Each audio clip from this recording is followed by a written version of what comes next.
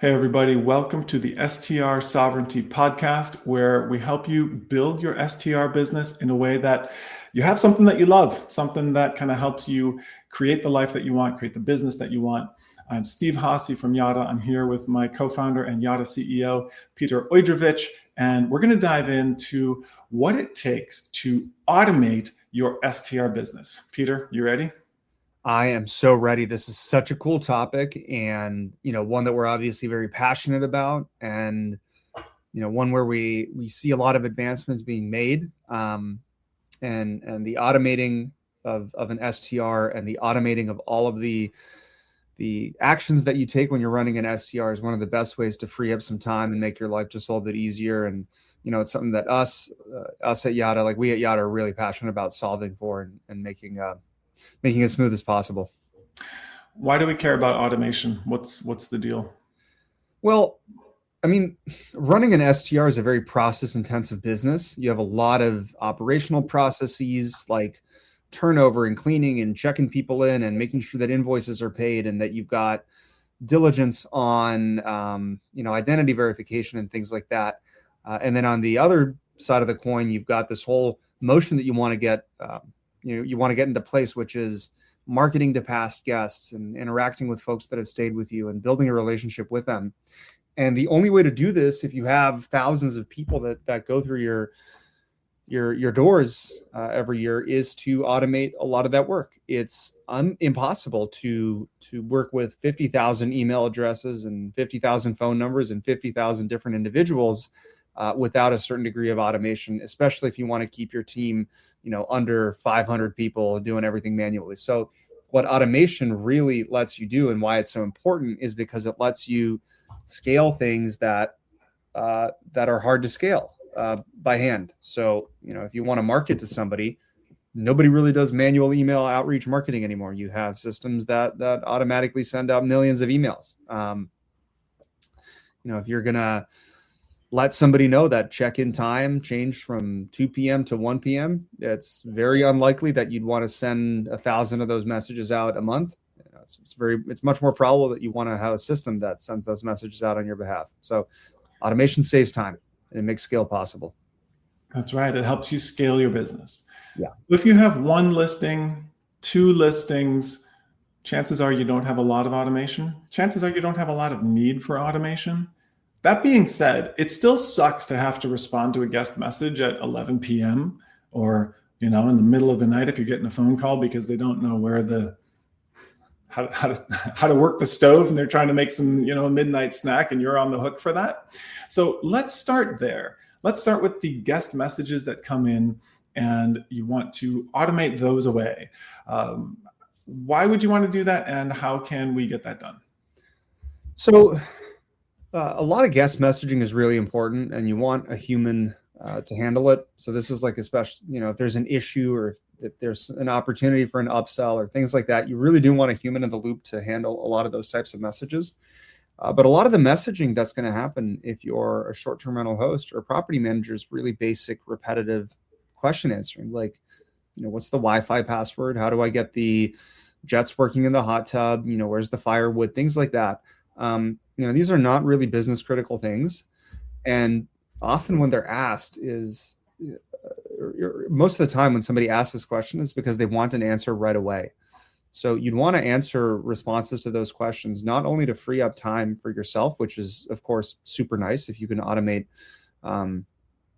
stuff that takes up your time, but also providing a really good guest experience by telling them exactly where to find the extra firewood in 2 seconds versus, waiting for somebody on your team to get back online in half an hour, 45 minutes and get back to the guest. With Airbnb and short-term rentals, if you look at the statistics, the average response time is often over like 55 or 60 minutes for even some of the most basic questions. And I know from personal experience, like if I send a message, like let's say I just checked in and I don't really know how to get the hot tub jets working. It's not really intuitive, like where the control panel is, it might be inside the house instead of outside. I've already wet and in the hot tub. Like I don't want to wait an hour to get a response back. So hearing something in like 30 seconds or 15 seconds that says, hey, just go inside. It's on the left side of the door. Flick the switch or like turn the dial to set them on a timer, that is incredibly valuable to me as a guest. And I think that's the part that hosts often overlook in terms of the guest value of AI messaging in this case, because they often think, I just want to get off my phone. I want to free up my guest experience people, whatever it is. Like, I want to be free from those repetitive messages.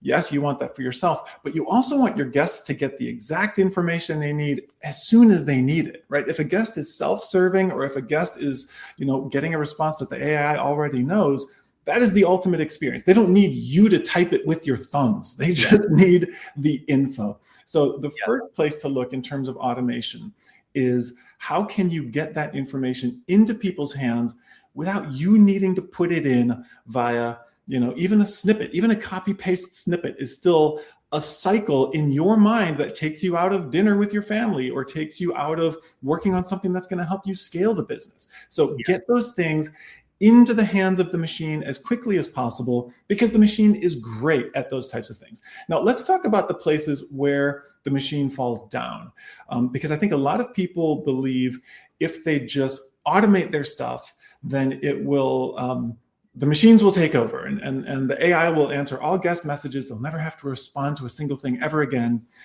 When do we see the AI not working so well, and where you really do need human intervention, at least at this point?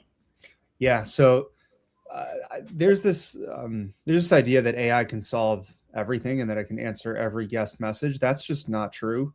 When it comes to issues that guests are having, like even if it's something as trivial as, not being able to connect to the Wi-Fi, or, something more serious, like there's a leaky pipe or something like that, you really don't want the machine handling any sort of situations where an errant response or a bad message could make a bad situation worse. So when there's an issue, or when there's something negative going on, the primary goal should not be to automate a response as quickly as possible, because responses may or may not solve the problem. The main priority should just be to solve the problem. So if there's an issue, what we're seeing is that, that is a well spent chunk of time for you or for an agent to either make a phone call or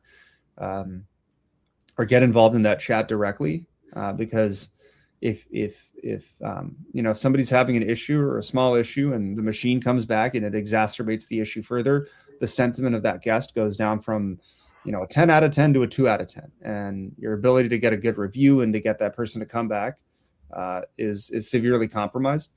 I'd also say that you don't want the machine responding in revenue opportunities. So if there's an opportunity to make money, have a human do it. It's worth it. Like that 2-minute or 5-minute conversation could add an extra $150 or $200 or $500 to a reservation for an extra night or something like that. That is per hour one of the most valuable uses of time that your team can have. So I guess what we're saying here is, not all messages are created equal. No. If someone is in trouble, if someone is on the verge of having a bad experience, sending in the humans is the way to go. And so when you're looking at an AI automation platform, test out, how does it respond in negative situations, in urgent situations. If it tries to solve the problem and doesn't escalate it in some way, doesn't kind of pass it on, send a notification, then it's likely doing you a disservice. And same thing with the sales conversation. I mean, that is a fascinating insight. Like, the bot probably could handle the revenue thing, but if you think about value per minute, that is going to be your highest leverage as a human. And again, it doesn't have to be you. Maybe you send it off to your agent. Maybe that's what you have your VA team handling, or your ops team handling. Those moments when a human connection makes all the difference. You don't need a human to tell you the Wi-Fi password, but you do want to talk to a human when it's like, hey, here's, can you give me some flexibility? What's the best deal you can offer? Like, a little bit of empathy could mean the difference between an extra $500 and not.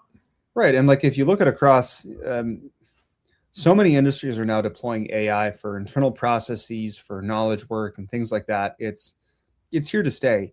But if you look at leaders across software industries and hospitality industries and pretty much like any business. The consensus is that the last job that's going to get replaced by AI is the jobs that are related to sales and that are related to growth, because often it does take a human message and a human point of contact and some sort of conversation to enable a deal to happen. And what I find really funny is there's a bunch of companies that do like AI voice for sales, like AI SDRs. And when you call these companies to line up a demo, like it's a real human that picks up. So they're not even using their own product to talk to customers for sales conversations.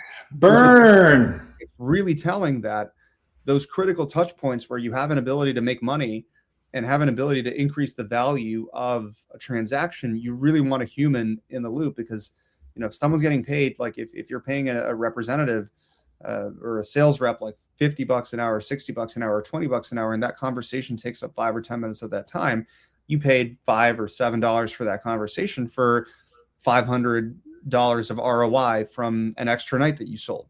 And that is incredibly valuable. But if you're paying somebody that same amount of money to answer what the Wi-Fi password is, that is a really bad return on investment. So, the people should be there to solve problems because they're really good at solving problems, and people should be there to help sell and to help grow because they're really good at helping sell and grow. But people should not be there to do FAQ stuff because it's horrible. Like, you don't want to spend your day answering repetitive questions as a representative, as like a customer support agent or something like that, especially if you're on the sales side or growth side or the exec side. You don't want to spend your day answering repetitive stuff. You want to spend your day solving problems, increasing guest experience, and growing the business. And the AI doesn't want to do that stuff. It's really not good at solving problems or growing the business or anything like that. It might want to do those things. It wants to jump in on everything, but but it doesn't have like the AI doesn't care about your business really. Like your people care about your business. The AI just cares about being right. And the best place for something to be right is to answer repetitive questions about where you can find something, how to do something, and how to turn a hot tub on and how to get onto the Wi-Fi. It's perfect for that use case. Okay. So I think this brings us to a good transition in discussing what is above the line versus what is below the line. Because just as not every conversation is created equal, not every process is created equal. If you think about automating your STR business, the idea of automating everything is sort of the dream, but really you want to automate the things that are easiest to replicate, that are easiest to kind of hand off from a data perspective, and also that will have the biggest impact on guest experience and revenue. So let's talk a little bit about the things that are above the line versus below the line. How do we kind of see that distinction, and what does that even mean? So the line is like money, I guess you could say. So anything that's below the line, these are activities that you can do to save money. So these are anything from supply chain optimization, like finding a better vendor for sheets that's going to be 20% cheaper. This can be something like finding a cheaper VA service or a more efficient VA service that can handle more tickets per hour for the same amount of money that you're paying. So anything below the line, you're essentially trying to optimize on cost. You're really trying to optimize how much you pay for things and maximize the results that you get for every dollar of input on any sort of like operational optimization. That's basically below the line. If you're trying to make your operations cheaper, more efficient, below the line. Above the line is anything that has to do with growing revenue. So if you're growing revenue, you're increasing the size of the pie. You're not making the pie more efficient. You're not reducing the amount of filling in the pie. You're increasing the circumference and the surface area that you cover. So anything above the line, this could be stuff like marketing and sales training and sales enablement for reps and agents, having a better website and a better converting public presence, like anything that directly impacts your ability to drive more revenue and drive more bookings and, take a night that would have otherwise been empty and fill that night. That is all above the line. So everything above the line is increasing the value of a reservation, and most importantly, making sure that every every empty night on your calendar is impacted as much as possible to not be an empty night on your calendar. So my favorite Peter quote on the value of above the line is growth solves all problems. Yeah. It really does. Why? It really does. Not true. Creates more problems. It creates good problems. Growth solves all problems, because if you can continually grow your business, you have a good business. Businesses that can't grow are not good businesses. They kind of either stay in the same place or they kind of wither and atrophy and die. So being able to show growth means that A, you have a product that people want to interact with and purchase and spend money on. B, it means that you have a good long-term vision for how you want to grow your business and where you want to be in a year or 2 years or 5 years from now. And C, like to be very frank, like the more money you're making, the more resources you have to solve problems, to grow the business. It's like a very, very self-driving cycle. So the more you're growing the business, the more resources you have to solve problems and make the business better, which in turn enables you to grow the business more, which in turn gives you more resources to solve problems and make the business better and more efficient. So the idea is like grow first, focus on efficiency later. But if you focus on efficiency completely and like below the line stuff without really like having a focus on growth, you can end up with a million systems that kind of death by 1,000 paper cuts. Like you might build something super efficient, but that's very fragile, versus if you're growing, like the inherent fragility of adding a bunch of systems to do a bunch of different below the line, like operationally efficient things. Like if you're not growing, like that system becomes more fragile and more prone to failure and like more frustrating to work with. If you are growing, like any of those problems associated with trying to be more efficient go away. The fact of the matter is that like efficiency is always going to be a problem. Like there is not a single business in this world that is completely efficient. Like there are always going to be operational inefficiencies. There's always going to be stuff to deal with. Like you're never going to be able to get to a fully hands-off, this is just going to print money for me system. That business does not exist. But if you're growing, those problems become fun problems to deal with versus existential problems to deal with. Right, because then you have resources. Yeah. You can, bring on consultants. You can buy better software. You can have a integration partner tie your software things together. Like you use the revenue from above the line to fund the operations below the line. And I think because a lot of STR operators don't really know about the levers they have for the above the line growth, other than, optimize my listing, spend 20 grand on a pickleball court, like the kind of ridiculous things that you see on Instagram. They focus on the efficiencies. They're like, look, the only way for me to fix my business is to, manage turnovers and to make sure my team doesn't miss tasks. Yes, you do need to handle that stuff. But if you're growing, then that stuff becomes easier because you can pay better wages, have better people, build a stronger team. Like everything follows growth. And I think people know that in the outside the space business world, but in this space, we feel kind of hamstrung by those vectors for growth. So that's one of the reasons we're pumped to be here. And that's one of the reasons we're building Yada, is to give people those levers that they can pull to grow. Yeah. I think that's actually really apt in the space because I think we talk to so many operators that are so traumatized in a way by the just like the insane amount of tech that they have to put in on the operations side. Like short-term rentals is one of the coolest and biggest industries in the world, but the tech is just really fragmented.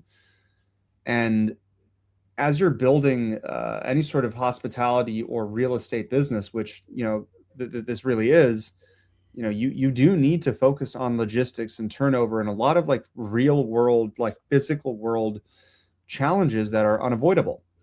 And I think what a lot of people assume is that growth is going to be in a similar vein, where it's going to be very logistically challenging with a lot of disparate and a lot of unconnected systems. When in reality, like growth is one of those things that in STRs and in hospitality more broadly, where you can really bring it all under one process and under one roof in a way that you're never going to be able to for the below the line operational stuff. So you say you can bring it under one roof, but like, could people do that prior to Yada? Not to toot our own horn or anything, like that's literally why we're here. But like, was it possible before what we started building? To be honest, not really. Part of the reason why we're building what we're building is, for one of our colleagues, and for a lot of people on our team, like we did spend some time in the STR space. And if you're trying to build any sort of marketing funnel, you might have Google Analytics doing analytics on your website. You might have some contact data in Guesty. You might have Typeform on your website for collecting contact info and email info. There's a lot of like disparate, unconnected sources of data that you then have to aggregate into something like Google Sheets to put together a list. And then, maybe at some point down the road, plug that list into MailChimp and send out an email. And you'd have to do a lot of manual segmentation and work to, take all that those data sources that you have and run a campaign against them. And it's kind of what you got over here. There's a really, prior to Yada, like a really horrible Frankenstack that's costing, it's a lot more expensive than just money. If you wanted to really do growth and you wanted to focus on growth and be serious about it, you typically have to hire a marketing agency, buy an email platform, buy an SMS platform, buy guest data capture, buy Segment or Google Analytics or something for analytics data, like buy some digital guidebooks to put a surface area in front of the guest, build your own loyalty product and hire an offshore team for $50,000 to build your own loyalty app, spend like $150 a month on Zapier. And then if you really wanted to connect everything, you'd need to buy Go High Level or HubSpot or something like that to sync all these sources up. So you're spending, like, even for the most basic of things, you're spending like, unless you want to do it yourself, like manually, which could be like, 50 or 100 hours a month, like do the math on how much that costs, to have it just done for you is, lower end of the scale, like $3,500 a month, to just get an intelligent email campaign out there that connects from your guest and your reservation data to your website and then back to the revenue that it drives. So it really is horrible. Like that is a bad picture. Yeah, honestly, one of the thing that kicked off our path down marketing, because we started with guest experience. The thesis was that allowing that automated AI messaging would change people's business, so extraordinarily. And what we saw was it makes a difference and everyone should have it, but it's not the thing that changes everything. What changes everything is the growth factor. And so we were looking through what it takes to actually send a proper SMS to somebody. And it was find the contact, see what they left you as a review, see when they stayed, see where they stayed, go click through, find their number, put their number into a texting platform or type it into your phone, and then create a message, maybe copy paste the message and hit send. 4 or 5, maybe even 10 clicks to send a single message. And there was no great tool that could pull that data, organize that data, manage it, and then much less actually automate it and send those kinds of messages for you. So in the spirit of help me automate my STR business, we said, let's freaking build that. And so, this is an educational platform. This is an educational podcast, but also we are so pumped that is now possible with what we offer. Yeah. And I mean, because this is educational, if you want to piece it together using these 12 different tools, we're more than glad to help and kind of provide some guidance on that front. But that'd be a tough lesson. Yeah, it'd be a tough lesson, and I think it would take quite a bit of time. Yeah. Okay. So that's above the line automation. We didn't really talk about the automation part. If you use the Frankenstack, the automation is going to be having a marketing agency that's doing it for you, having a VA that's doing it for you, pulling out the steps. It's going to be all about the processes and having other people that you've hired follow those processes. In the end, that is the solution for STR automation, is figuring out what are the repeatable processes, who is going to do it, How do you know they're doing it well? And then, refine the processes based on that feedback loop. Yeah. If you need to use people, fair. In the end, though, at the rate that AI, machine intelligence, software, all of that is improving, it's not going to be long before the machines will be doing it much better and much more cheaply than the humans. And so, it would be an interesting experiment if you did maybe half of your listings, or if you're managing several businesses, one business using the VA approach, one business using the software approach, and see what are the pros and cons, because there will be pros and cons to them. But yeah, it'd be interesting. Agreed. It's really cool stuff now that's available with automation.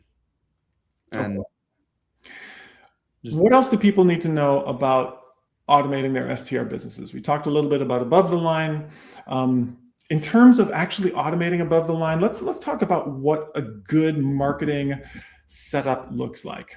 What are people doing? What are they sending? How is it working for them? How do they know it's working? So a good marketing setup is actually really straightforward.